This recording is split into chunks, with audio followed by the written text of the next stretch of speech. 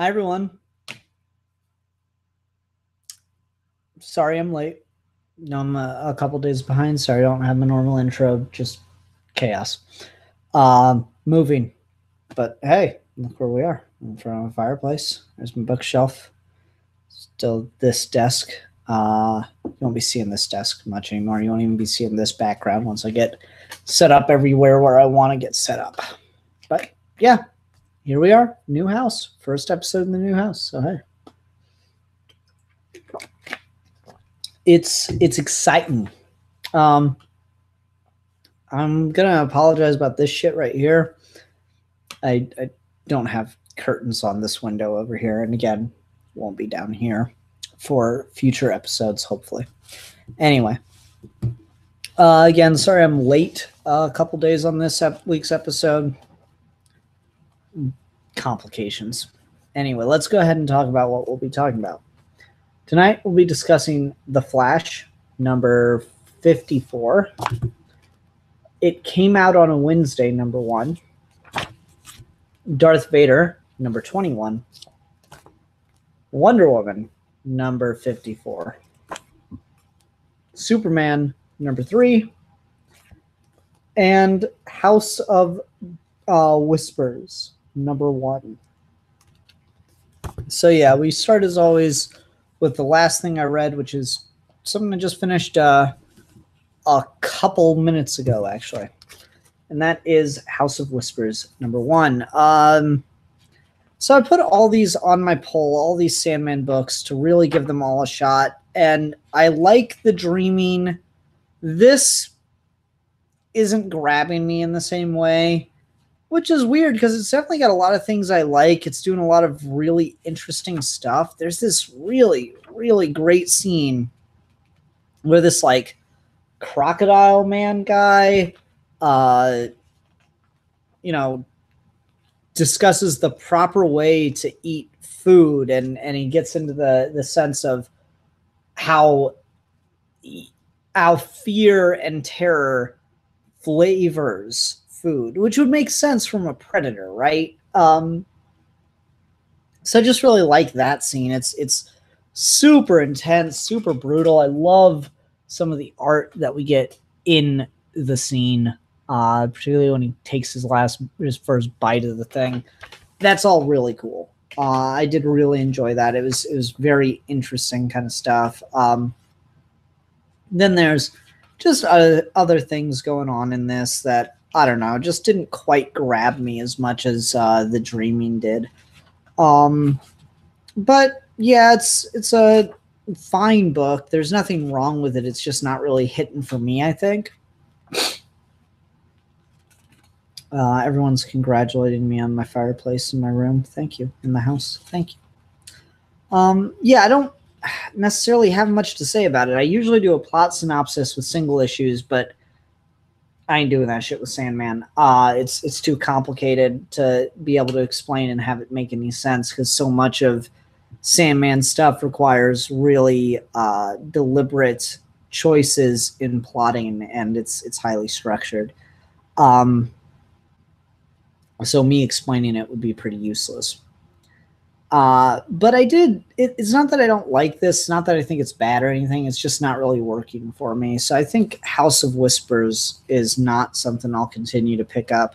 Though I do like the diversity of the book. It's just kind of cool to see some of these visuals in here and just see things that you normally don't get to. Like here's this really robust, buxom, there's the word, mermaid queen lady of love and dreams and stuff. And it's weird and it's trippy and it's cool. And there's a lot of diversity in this book in particular, as we follow this family. I believe they're all sisters, and the oldest's got a girlfriend. They're having trouble. They're having trouble dealing with that, or one of them is. I don't know. It's pretty good overall. It's just not something I'm really interested in. Ranger says, I wonder why not make the book be about the House of Secrets instead. I don't know. They have a story to tell with the House of Whispers, I guess.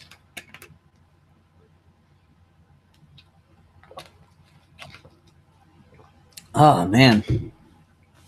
All right. Let's go ahead and continue on and talk about Superman number 3. Superman versus the unstoppable Rogol Czar. Doesn't happen. The rematch everyone's been waiting 2 weeks for, or not, I guess it's been 2 months. It's built up here. It's going to be the focus of the next issue, but it doesn't happen in this issue. I do like the way Bendis writes characters. It's been pretty fun. I expect kind of just characters with capes talking in a room, but it's been a lot more action-packed than that, so that's pretty cool. And God, Ivan Reis and his just absolutely stunning art is just the best. Seeing Livewire here in the beginning is really cool. I love the way that Bendis is utilizing Superman's rogues gallery. Well, they'll just make these brief little appearances. She's gone by, I don't know, page 4. And you just get such great imagery out of it. It's absolutely fantastic.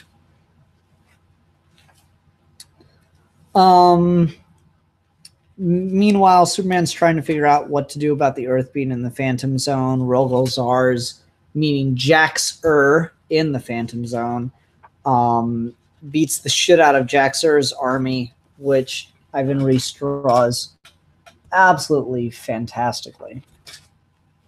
And then decides to, instead of killing them, convince them to join him and attack Earth now that it's trapped in the Phantom Zone. It seems this is all a mistake by Star Labs' part.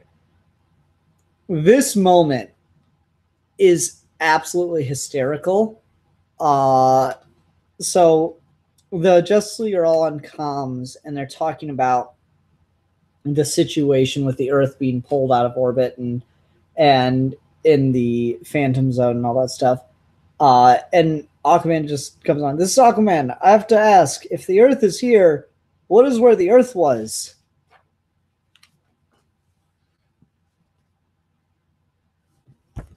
Guys, hey, it's Adam Strange, all the way from Ran. It's not funny. I lost it at that. That was pretty good. Poor Adam Strange. Anyway, yeah, so Rogol Czar convinces Jax-Ur and his army to join him in attacking Earth, and that's kind of where the issue ends, is Superman kind of hearing them coming and then going out in space to meet them for the battle. A lot of great moments. I will say, I think Bendis has been wanting to write Superman for years, because he just has, it just seems like every other page he's just thinking of ways to get this in here, get that in here. And it's really, really refreshing, and just, there's a lot of passion. So like this moment where everything's going wrong in Metropolis and people are looting, and Superman just appears for a panel and says, "Put it down, cut it out now," and flies off. And everyone just goes back and puts everything away. That's a really good Superman scene. I really like that. And of course, Jimmy Olsen's just there taking pictures of everybody. It's pretty cool. I quite like that one. The scientists of Earth are completely stumped of what to do. So you got like the Atom and Mr. Terrific and everybody sitting there talking about what to do. And Superman just doesn't know either. So yeah, very desperate situation, natural drama for Superman on multiple levels, which I quite like. So a lot going on here that I'm really enjoying. Really, really interesting read so far. And yeah, this is, I guess, the cosmic book for Superman. So that's really neat.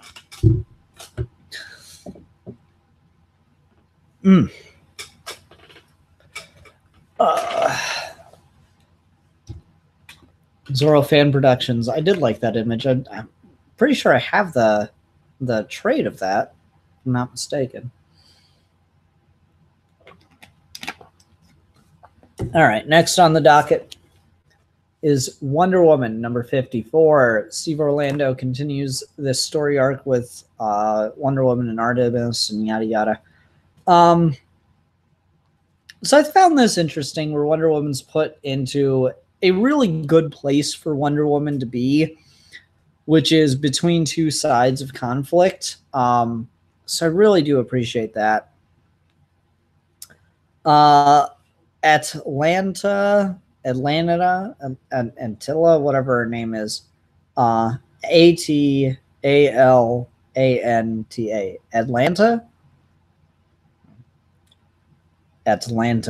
Atlanta.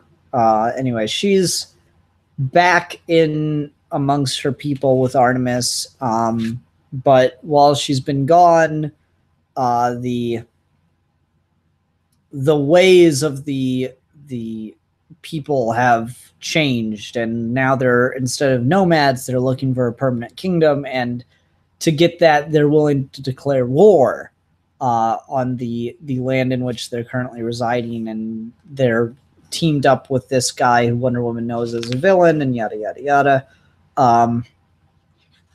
Artemis feels duty bound to fight with her people, even though Atlanta, who she deeply respects, has been injured and kept as a prisoner and all this stuff. And so I guess the really interesting thing here is Wonder Woman wants to go save Atlanta and bust her out and everything, but Atlanta refuses her, because if Wonder Woman saves her, then she'll have no power, and she'll just have to be in exile from her people, than if her people free her themselves. So Wonder Woman's got to try to find a way.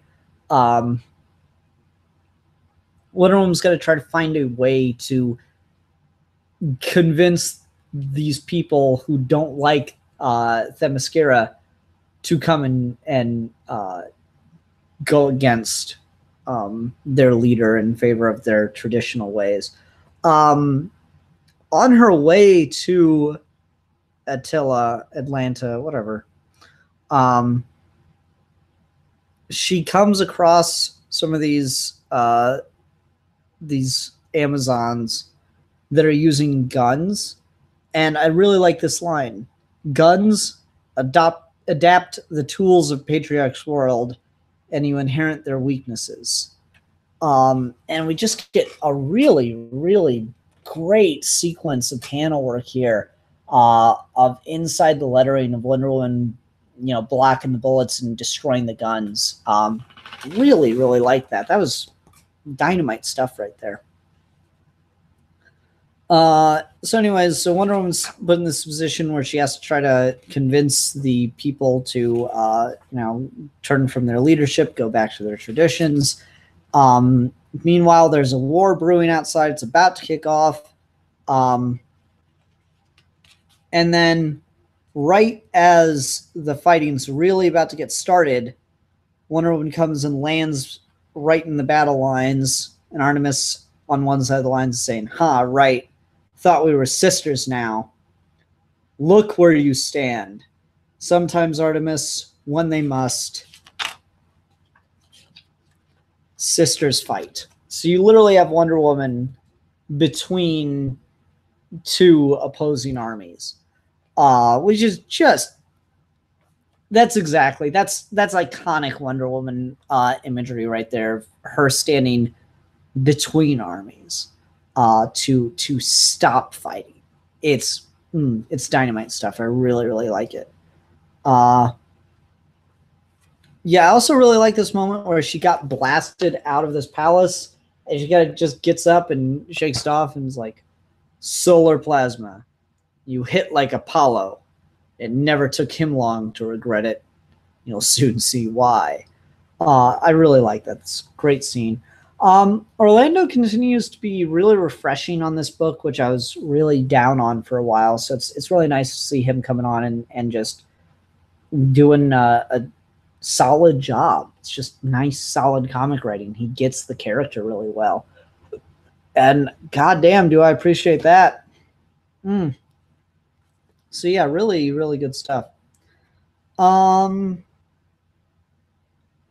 Otherwise, not much else to say about this. Cool art, really cool panel layouts.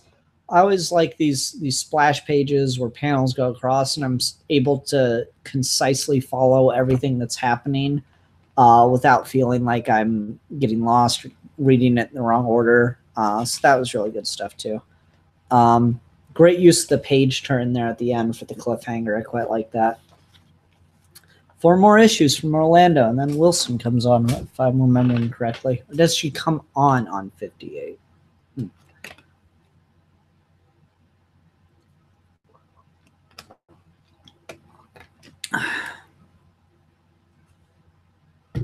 All right.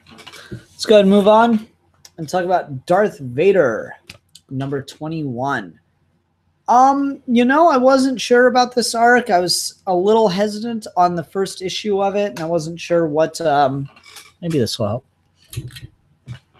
balance it out a little bit.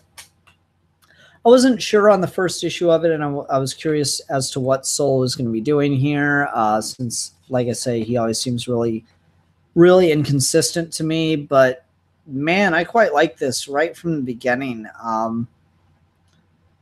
Just this 4-panel sequence is like terrifying in a really interesting way.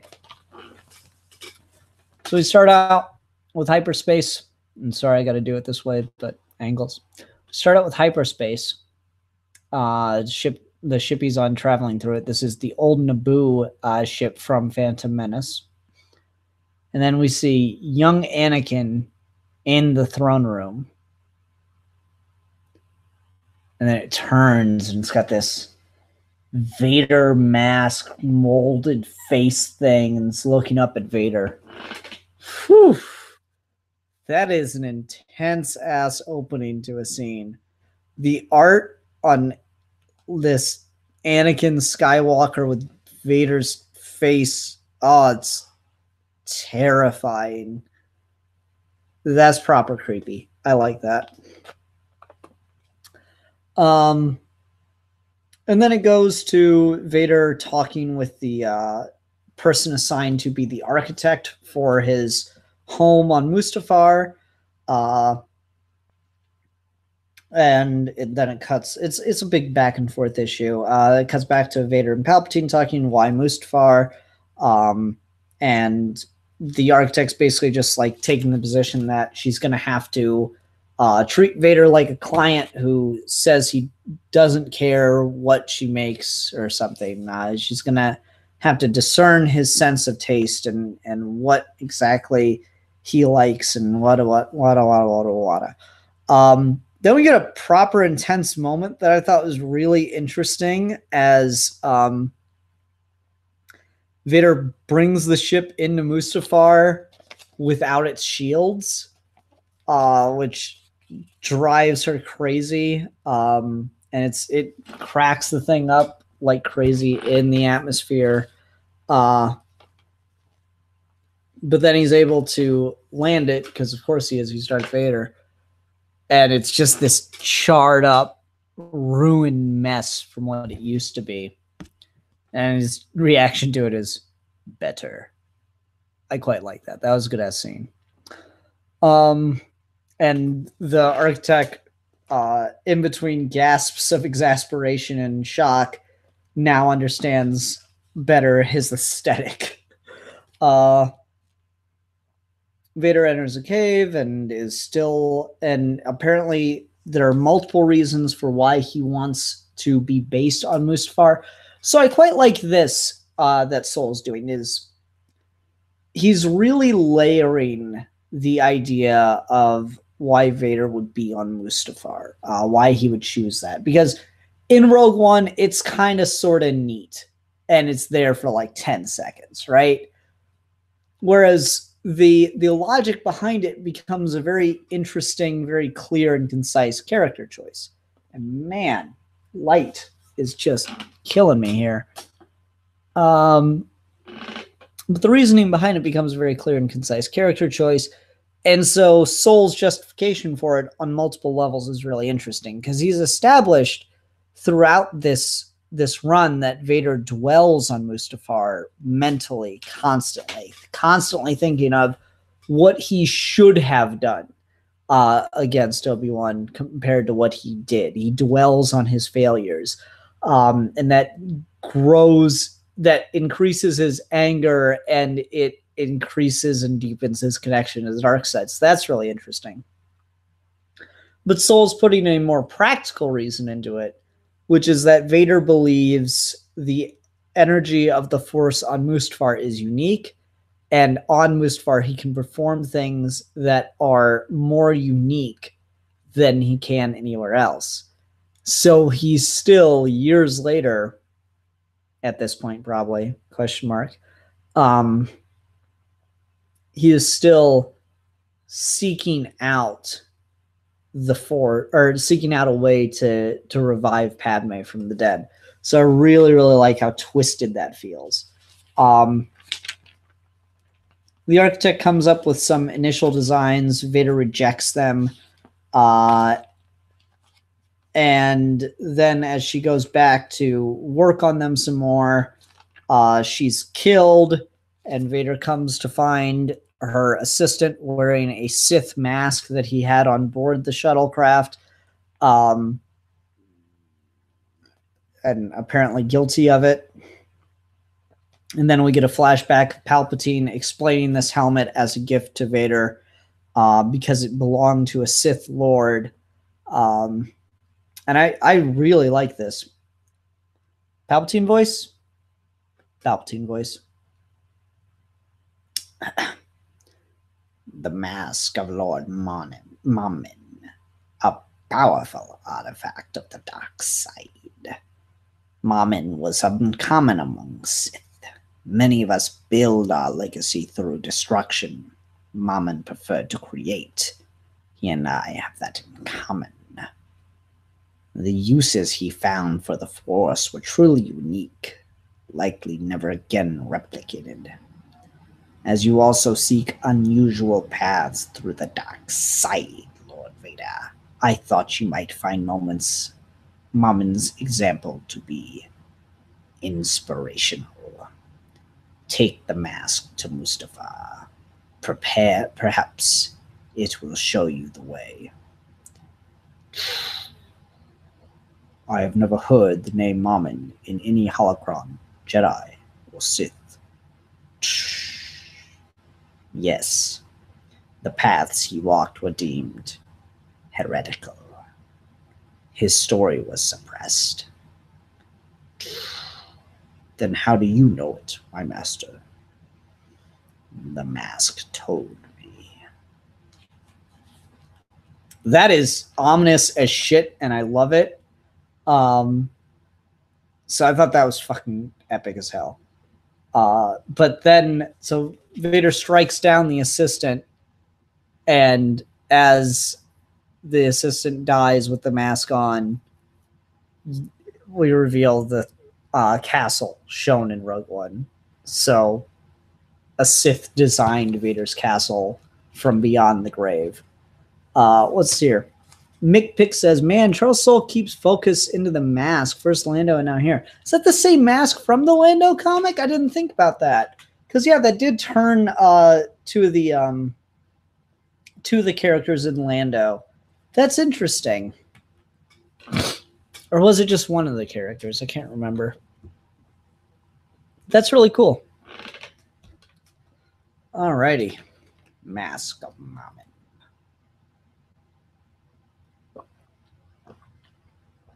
Oh, man. Sorry. All right, I'm not happy with the amount of light coming in, so y'all are going to have to give me just a minute. I'll be right back. Live shows are awesome. Yeah.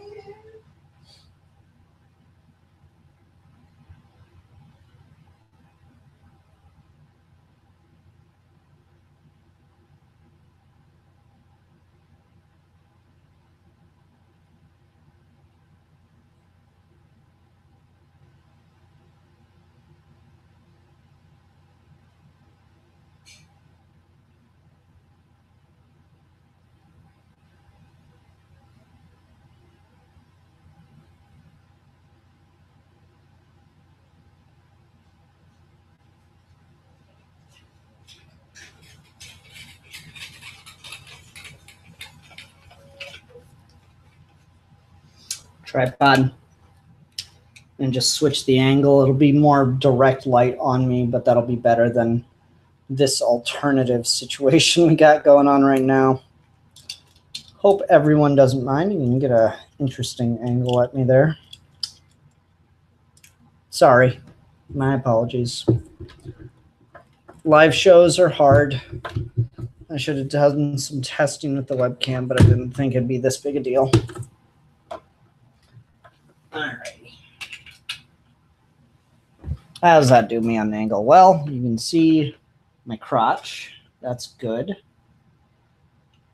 All right, let's go for that. Certainly less than ideal, but again, this isn't the permanent place for live shows, so that'll be fine. Man, that is really bright, though. God, that sucks. Ugh.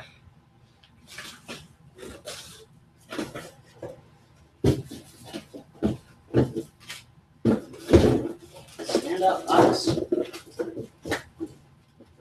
I desperately need to get curtains open.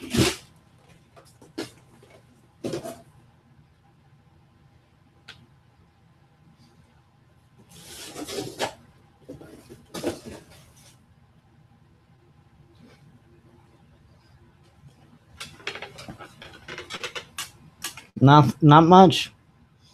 Man, I'm having a hard time. All right, I only got 2 more comics. We'll just get through it, and it'll be better next week, I promise.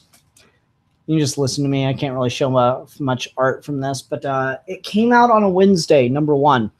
This is about the best angle I can get. Let me get this a little further away from myself. Yes, it came out on a Wednesday, #1. This is an interesting little horror comic I heard about. It's an anthology piece. It's going to be a bi-monthly comic, and it's going to come out with just short little horror stories. And, man, I love that crap. Comics are a unique place for horror because you can just do certain things that are not feasible in other mediums, and that's really, really cool. So you just get some great visuals. I really like the first story here. Castraten.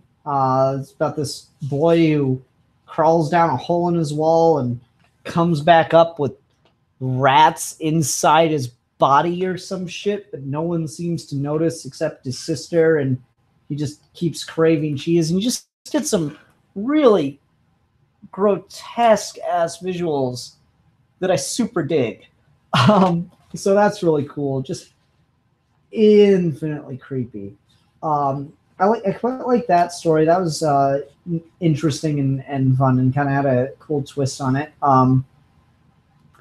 Virus was just okay. This is about a guy who wants to date a girl on a spaceship or some shit, but she's interested in other guys, and so he apparently keeps killing the guys that she's interested in by sending them a computer virus that turns their computer into a monster and murders them. So that was just a short 2-page story. It was just okay. Build Something Greater. I don't know if I'd really call horror, but it was certainly interesting. Kind of this punk rock future thing where there's a robot race that kind of controls everything, and this girl goes around killing robots and taking parts from them, and she does it all to build something greater, which is an electric guitar. So that was fun. I really like the art in there, though. This final page just is fantastic. Not that my webcam will let you see it very well. So yeah, that was really cool. But with everything, I always prefer art with color in comics. Maybe I'm just spoiled. Mr. Crypt is a short little strip here. Just a basic gag kind of thing of like, oh, well, you got plenty of time because you're dead. It got like a slight chuckle out of me. I wasn't super into it, though. There was a breakdown on the cover, which, by the way, this is a really fantastic cover. It came out on a Wednesday. It's a great name for a horror comic. And I thought it was a pretty fun cover to put to it. So I appreciated getting some background on the artist Kelly Williams, getting the reasons behind why they did what they did. Then there is, hands down, the best story in this book, The Dolls, written by Christopher Charlton with art by Ryan Quackenbush. So this does kind of the standard thing for comic book horror, which is narrator kind of bookending the story and telling you the story throughout. There's this lady who moved into a house with her twins after her husband died. And shortly after they moved in, both the kids are hit by a car. And we just get some really tragic, haunting imagery of that happening. We don't see them get hit. We just see like the car going vroom, the blood trails, the ball rolling out from the street. Really, really good moment there. Nice and creepy. But then she starts to be haunted by her children in the form of two dolls that they had that just follow her around the house saying, "Mommy." And it's so fucking creepy.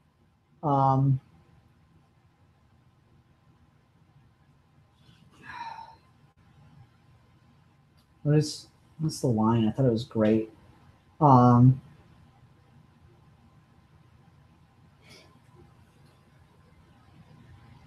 man, it was so, just these dolls don't say anything besides "Mommy" and "Mommy's here," and it's so horrific. It's just the definition of creepy.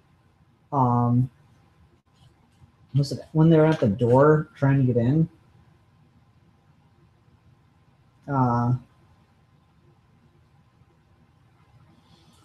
This isn't happening. This isn't real. Convinced she was going mad, Beverly Castle confined herself to her bedroom. You're not real. Slam. People will think I'm insane. Bump, bump, scratch. Mommy. This isn't possible. Ah, my ankle. Reach. Mommy. Nowhere left to run. This is it. Could it be Jake and Myra? Is it really you? Mommy. Oh, it's so creepy. I really, really like that. And then you get like the ultimate reveal that the father's ghost possessed the car that killed him so he could kill his children and convince his wife to kill herself so that they could all be a family again. And it's just terrifying. The way the color is used in this story is just perfect and shows the dimensions you can add to a story by a comic book story with color in it for the art. So I was really, really happy that they went the extra mile and did that. I know that's harder to do for an indie budget, so I really did appreciate that. I will say some of the writing could use a little bit of fine-tuning. I thought some of the lines in here were a bit redundant, and some of the use of thought balloons, just it felt like I'm getting the same information a couple times, which isn't necessarily a bad thing, but it can feel like padding.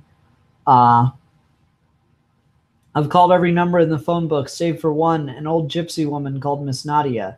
I'll pay anything you like, please. Miss Nadia arrived to help that very night with a warning that came as no surprise. I don't know, just stuff like that can feel a little redundant there.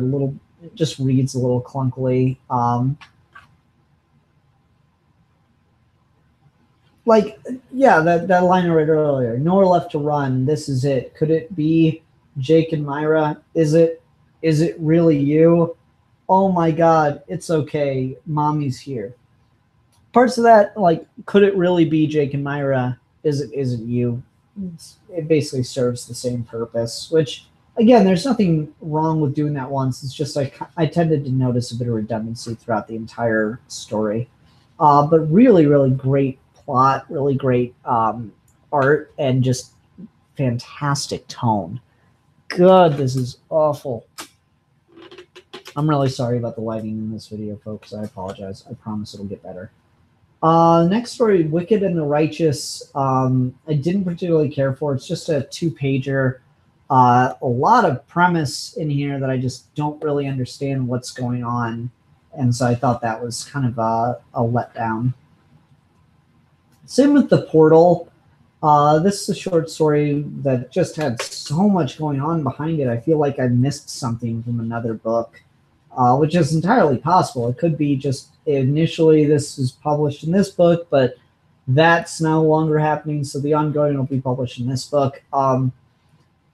I didn't follow this much at all, though I will say it does have some pretty cool-ass, trippy-looking art that I quite liked and appreciated that for it.